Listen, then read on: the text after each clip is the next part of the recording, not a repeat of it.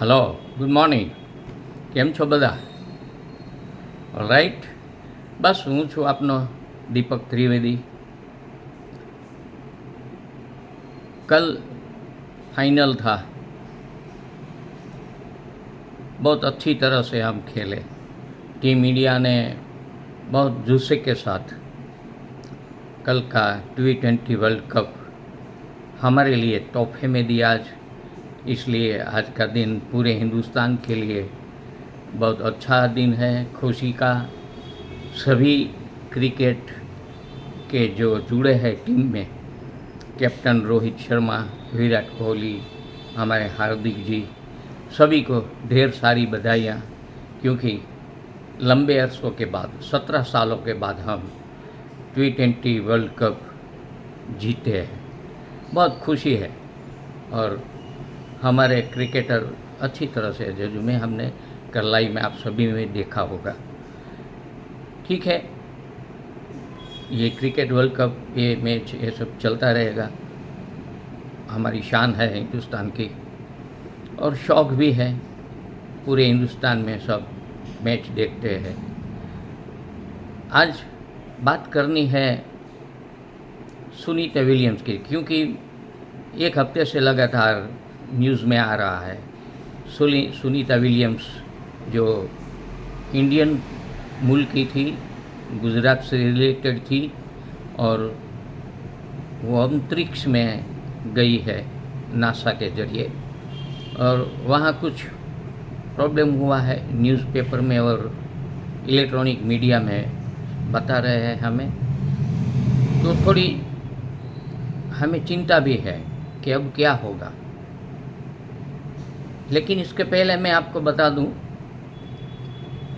Astronaut यानी कि ये सब वैज्ञानिक जो स्पेस में जाते हैं उसको एस्ट्रोनॉट कहते हैं हम. सुनीता के साथ विल्मोर 2 गए थे नासा अमेरिका के एक यान से. लेकिन इसके पहले आपको मैं बता दूं कि ये स्पेस सेंटर होता है क्या. स्पेस सेंटर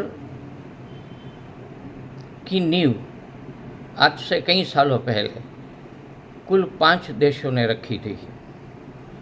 जैसे कि हमें हिंदुस्तान में एक जगह से दूसरी जगह जाना है तो कोई भी व्हीकल चाहिए, ट्रेन, बस या प्लेन. जहाँ जाना है वहाँ हम रुकते हैं 1 दिन, 2 दिन, 5 दिन, और वापस आ जाते हैं अपने गांव में या घर में. ठीक इसी तरह वहाँ रहना है, जहाँ भी जाएंगे तो वहाँ रुकने के लिए कोई मकान चाहिए. तो हमारे हिंदुस्तान में या वर्ल्ड में मकान बनाने के लिए ज़मीन होती है, और ज़मीन में सब स्ट्रक्चर खड़ा करने के लिए ईंट, सीमेंट, रेती, पानी, ये सब की ज़रूरत रहती है, तब जाके मकान बनता है. लेकिन ये जो 5 देश हैं, उन लोगों ने ऐसा सोचा कि ऊपर ब्रह्मांड में भी हमारा एक मकान हो, जहाँ हमारा एस्ट्रोनॉट रह सके, और खगोलीय शास्त्र में ब्रह्मांड में क्या क्या चल रहा है उसके ऊपर रिसर्च करे और हमें जानकारी दे. और ये स्वाभाविक है, क्योंकि अब तो हम मंगल, मार्स पे जा चुके हैं, मून पे जा चुके हैं. तो US, नासा, कनाडा, जापान, रूस, चीन और यूरोपियन यूनियन, ये सब ने मिल के एक जुथ बनाया, और सब ने पार्टनरशिप में ज़मीन से 400 किलोमीटर ऊपर, 400 किलोमीटर एक जगह चुनी, और वहाँ एक स्ट्रक्चर बनाने का 1998 से शायद उसने चालू किया. जब पहली ट्रिप यहाँ से गई थी, क्योंकि ज़मीन में सामान सब हम लाते हैं तो लारी, ट्रक, ये इसके ज़रिए आता है, लेकिन अंतरिक्ष में तो सामान ले जाने के लिए हमें स्पेस शटल की ज़रूरत पड़ती है। तो वहाँ जब स्पेस शटल बना तो करीब 100 ट्रिप हुई थी। 100 ट्रिप में सब सामान वहाँ पहुँचा और वहाँ गठन किया अच्छा सा। 109 मीटर का स्पेस सेंटर हमारा अंतरिक्ष में ज़मीन से 400 किलोमीटर ऊपर बना है। 4 बेडरूम है उसमें, ताकि एस्ट्रोनॉट उसमें रह सके। खाने पीने की सब उसमें ज़रूरत मुजब यहाँ से भेजी जाती है और हर एक को बारी बारी वहाँ जाना है। बस उसी ट्रिप में ये सुनीता विलियम और विल्मोर 5 जून को अमेरिका का नासा से, जो वहाँ फ्लोरिडा है हमारा, शटल उड़ाने के लिए, जैसे एयरपोर्ट कहते हैं सर, वहाँ से एक कैप्सूल जो बनाई थी बोइंग ने, स्टारलाइन, एक कैप्सूल है, उसका नाम स्टारलाइन दिया है। उसमें बैठ के वो स्पेस सेंटर जो 400 किलोमीटर ऊपर है वहाँ के लिए निकले। तकरीबन 4 घंटे का रास्ता था और पहुँच गए वहाँ। और वहाँ जाने के बाद जो वहाँ अपना स्पेस सेंटर है बहुत सालों से, तो उसके साथ वो चिपक जाता है। जैसे हम देखते हैं ट्रेन में एक बोगी और दूसरी बोगी के बीच क्लिप होता है, कपलिंग, वो ऑटोमेटिक जुड़ जाता है तो बोगी अपने आप चलती है। बस उसी तरह स्पेस सेंटर में भी एक नॉब लगाया होता है। यहाँ से जो कैप्सूल स्टार गई उसमें भी ये नॉब था, वो उसकी गति के साथ तालमेल मिला के वो चिपक गई और उसमें से एक रास्ता है, वो विंडो ओपन करके वो लोग दोनों सुनीता और विल्मोर दोनों स्पेस सेंटर में गए। वो सब वीडियो भी आपने देखा होगा। सुनीता जी ने बहुत डांस किया था क्योंकि हैप्पीनेस थी ना, हम पहुंच गए। और ये उसकी तीसरी उड़ान थी, पहले भी वो स्पेस में जा चुकी है, स्पेस वॉक भी कर चुकी है। खैर, अब प्रॉब्लम जो यहाँ हिंदुस्तान में और पूरे वर्ल्ड में जो हो रहा है उसके बारे में मैं आपको बताऊँ, इसलिए मैंने एक खास वीडियो आपके लिए बनाया है कि हमारा यहाँ से जो नासा का स्टार लाइनर गया था, जो कैप्सूल, वहाँ जाने के बाद उसको 5 के 6 दिन में वापस आना था धरती पे, लेकिन उसमें हीलियम गैस का रिसाव होने लगा। तकरीब 4-5 जगह से हीलियम गैस लीकेज होने लगा। तो जो वो हीलियम गैस है ना, वो अंतरिक्ष में जो स्पेस जाता है और वापस आता है उसके बीच में रहता है, और वो उसका काम है, वो ठंडा है।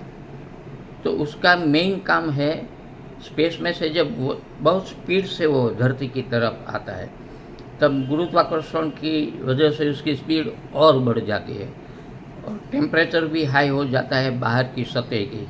तो जो हीलियम गैस है ना, वो उसको ठंडा रखती है, भीतर का टेम्परेचर, और पूरा स्पेस शटल को, जो कैप्सूल बोलते हैं या कोई भी, वो उसको ठंडा रखने का काम करता है।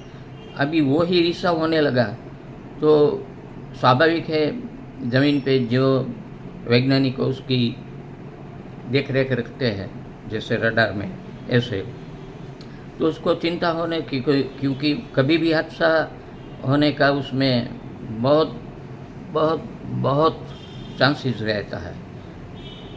तो वो बोले कि भाई हम यहाँ से ठीक कर रहे हैं, ट्राई कर रहे हैं, अभी आप वहाँ रुको। लेकिन हिंदुस्तान में सब लोग, क्योंकि सुनीता विलियम्स जो है वो गुजरात के रिलेटेड थी, और स्वाभाविक है पूरे वर्ल्ड में जो अंतरिक्ष में जाने के लिए सब वैज्ञानिक, हमारे एस्ट्रोनॉट जाते हैं, उसके लिए संवेदना रहती है हमारे दिल में। कनेक्टिविटी नहीं है उसके साथ, हम उसको नाम से पहचानते हैं, उसके काम से पहचानते हैं, कभी उससे मिले नहीं होते, फिर भी हमारे दिल में उसके लिए अच्छी जगह रहती है कि अब क्या होगा। वरी, चिंता होने लगती है। तो अभी लास्ट नाइट में वो मैसेज आया, वो मैंने पढ़ा, तो सोचा आपको भी मैं ये वाक़या दे दूं कि इसमें कोई घबराने की ज़रूरत नहीं है। नासा ने बोला कि अभी और ज़्यादा दिन भी वहाँ वो रह सकते हैं, क्योंकि उसका जो यहाँ से गया वो स्टारलाइनर में गैस लीकेज हुआ है, लेकिन अभी वो है स्पेस सेंटर में और वहाँ काफ़ी जगह है। वहाँ ऑलरेडी 4-5 लोग तो है ही, ये दोनों यहाँ से गए हैं, लेकिन फिर भी उसे कोई प्रॉब्लम रहने के लिए नहीं है, खाने के लिए भी नहीं है, पीने के लिए भी नहीं है। तो वो चिंता नहीं है। चिंता वही है कि when we come back on earth, कब वो ज़मीन पे वापस आ सकते हैं। लेकिन नासा के पास और भी विकल्प है। वो क्या विकल्प है? रूस को बोल सकते हैं कि आप अपना यान भेजो 2 आदमी को लेके और उसको लेके वापस आ जाए, लेकिन विटंबना यह है उसमें बहुत खर्चा, क्योंकि स्पेस में जाना जेट रॉकेट के साथ ये पूरा कैप्सूल लेके, तो उसका खर्चा तकरीबन जो मैंने सुना न्यूज़ में पढ़ा $260 बिलियन है। बहुत ज़्यादा, बहुत। तो हर एक गवर्नमेंट को ये सोच के चलना पड़ता है कि इतना खर्चा कैसे और कब करें। लेकिन इसमें भी कोई दिक्कत की बात तो नहीं है। रूस है, चाइना के पास भी है, नासा के पास दूसरा विकल्प है, कैप्सूल बना के स्टारलाइन को भेजे। और इससे भी अच्छा एलन मस्क जो है अमेरिका में, वो भी खुद का प्राइवेट स्पेस शटल है और कॉमर्शियल बेस पे वो किसी धनवान आदमी के, अगर किसी के पास रुपया है और वो स्पेस में जाके पूरी नीचे की दुनिया को देखना चाहते हैं, ब्रह्मांड को देखना चाहते हैं, तो वो एलन मस्क उसको फीस लेके ले जाते हैं सफ़र में। 4 दिन का 4 घंटे में वो पहुंचा देते हैं। वहाँ सब भीतर बैठे बैठे ही विंडो रहती है, विंडो में से वो सब देखते हैं, दुनिया भी देखते हैं ऊपर से नीचे कैसी दिखती है, और रोमांच के साथ वो वापस पृथ्वी पे आ जाते हैं। लेकिन ये जो अभी स्पेस सेंटर जो बना है अपना 5 देशों ने मिल के बनाया है, वो 24 घंटे में पृथ्वी के ऊपर से तकरीबन 16 राउंड लेता है। 16 राउंड वो पृथ्वी पे घूमता है अगल बगल से, और उसकी जो स्पीड है ना घूमने की, क्योंकि वहाँ तो कोई एटमॉस्फेयर है ही नहीं, शून्यावकाश है, 0 ग्रेविटी, तो वहाँ जो वो घूमता है वो प्रति आवर 28,185 किलोमीटर की स्पीड है। 28,165 किलोमीटर की उसकी स्पीड है। और ये जो बनाया ना स्पेस सेंटर हमारा मीन्स के वर्ल्ड का, लेकिन उसकी मालिकी तो है यूएस नासा, कनाडा, जापान, रूस और चीन और यूरोपियन यूनियन की। उन लोगों ने पहले से ही बनाने के समय मैंने बोला था ना 100 ट्रिप लगाई थी, उसमें अच्छी अच्छी सोलार पैनल लगाई है, और वो सोलार पैनल की ऊर्जा से ही वो सब वहाँ कामकाज हो रहा है, तो इसमें कोई दिक्कत नहीं है। लेकिन अभी चिंता का विषय तो बिल्कुल है ही नहीं, क्योंकि एस्ट्रोनॉट जो अभी स्पेस सेंटर में ठहरे हैं वहाँ 6 बेडरूम का है वो अपना स्पेस स्टेशन, अपना फिर में भूल गया, वर्ल्ड में है दूसरे का, लेकिन उसमें हम भी जा सकते हैं, हिंदुस्तान वाले भी उसमें उसका जो चार्ज है वो दे के भेज सकते हैं। उसमें कोई मनमुटाव नहीं है किसी के देश का। क्या हमारा हिंदुस्तान के रिश्ते वर्ल्ड में सभी देशों के साथ बहुत अच्छे हैं, और हम मानते ही हैं वसुधैव कुटुम्बकम, तो इसमें कोई प्रॉब्लम नहीं है। और राकेश शर्मा गए थे जब इंदिरा गांधी जीवित थे, तब उसने वहाँ से इंदिरा गांधी से मुझसे बात की थी, तो इंदिरा जी ने उससे पूछा था हमारा हिंदुस्तान कैसा दिखता है, और राकेश शर्मा ने जवाब भी दिया था। लेकिन वो एक अच्छी पल थी हमारे लिए, वो स्वाभिमान था कि हम हमारे हिंदुस्तान का एक राकेश शर्मा स्पेस में जाके आए। तो यही कहानी थी आज की। सुनीता विलियम्स और विलमोर, हम सभी भगवान से यही प्रार्थना करें कि जल्द से जल्द हाल निकले, और वो अपना मिशन तो पूरा हो चुका है, काफ़ी दिन भी हो, क्योंकि 5 जून को निकले थे और 13 जून को उसको वापस आने था। आज 30 जून है, यानी कि अभी फिर भी 45 डेज़ का जो अपना स्टार लाइनर का कैप्सूल गया है, उसमें 45 डेज़ का ईंधन है और खाने पीने का सामान है, तो इससे कोई दिक्कत नहीं है। अगर यहाँ से बैठे वैज्ञानिक साइंटिस्टों ने ये रिसाव बंद कर दिया हीलियम गैस का, तो कभी भी 4 घंटे में वापस धरती पे आ सकते हैं। और वही हम सब ईश्वर से, खुदा से, जीसस से, जो भी हम जिसको भी मानते हैं, उसको प्रार्थना करें सही दिल से कि ये दोनों एस्ट्रोनॉट जो है वो जल्द से जल्द धरती पे वापस आए और अपना अनुभव है, क्योंकि वहाँ जब जाते हैं सब लोग, तो वहाँ कुछ ना कुछ वो खोज करते हैं, वैज्ञानिक साइंस पे खोज, ब्रह्मांड में क्या चल रहा है, ब्रह्मांड कैसा दिखता है, ब्रह्मांड में क्या करने से क्या हल मिलता है, और काफ़ी सारी ढेर सारी माहिती वहाँ से हम इकट्ठा कर सकते हैं स्टडी के लिए, और वो हमारे फ्यूचर के लिए अच्छा है।